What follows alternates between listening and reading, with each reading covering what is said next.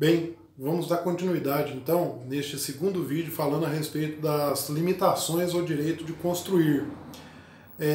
Lembrando que aqui eu estou falando isso didaticamente, porque como eu coloquei no vídeo anterior, a gente vai falar dessas limitações ao direito de construir, sempre em consonância com a análise dos artigos que estão dispostos no Código Civil e também com relação ao que as correntes doutrinárias majoritárias se posicionam.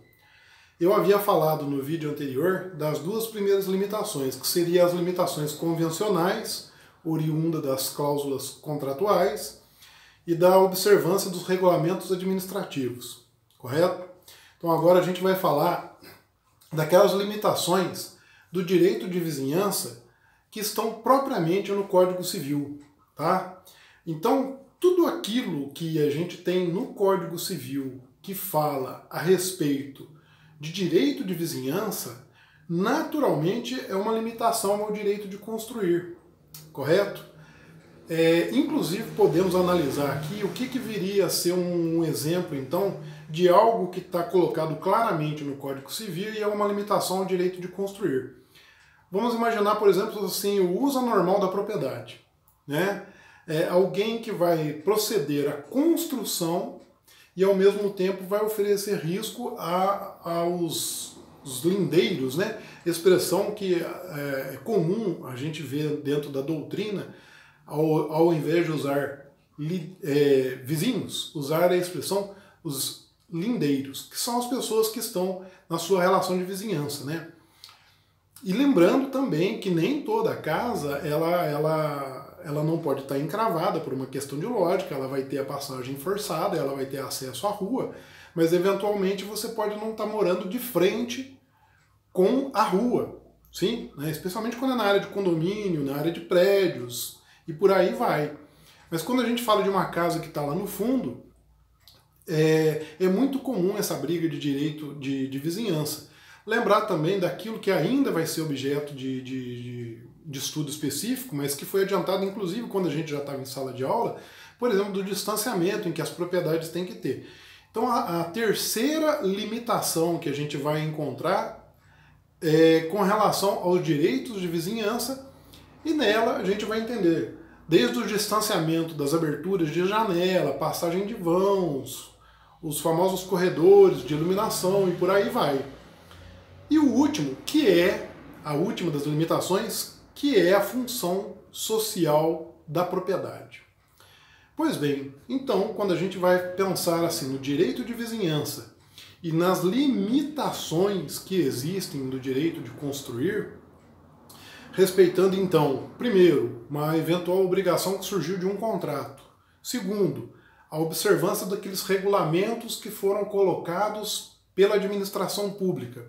Terceiro, aquilo que está claramente listado pelo Código Civil. Chegamos na última dela, que lá no artigo 5º da Constituição, em seu inciso 23, vai falar da função social da propriedade. Pois bem, o direito de construir, ele não pode transpassar a função social da propriedade. Lembrando que uma propriedade, ela tem que ter a servibilidade dela garantida. Eu não posso exercer o meu direito de construir de forma que eu venha transpassar a minha possibilidade de função social da propriedade, como também não posso construir e cercear alguém de usar a propriedade dela com toda a liberdade.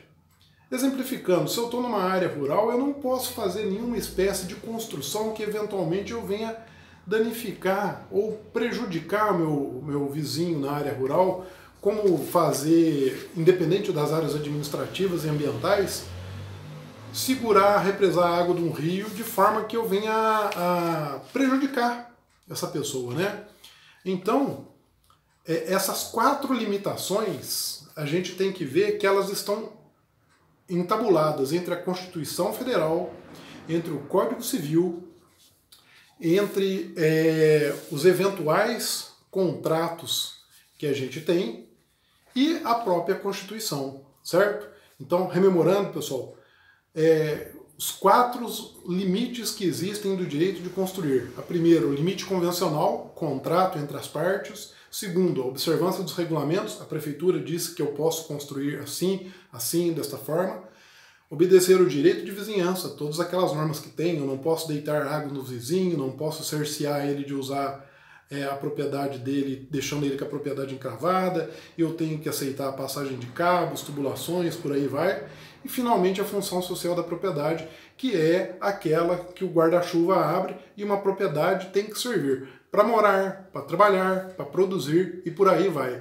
Não posso de forma nenhuma construir e passar por cima disso. Correto, pessoal? Com isso a gente encerra essas 4 limitações que existem dentro do direito de construir, que está dentro do direito de vizinhança. Obrigado e até a próxima vídeo lição.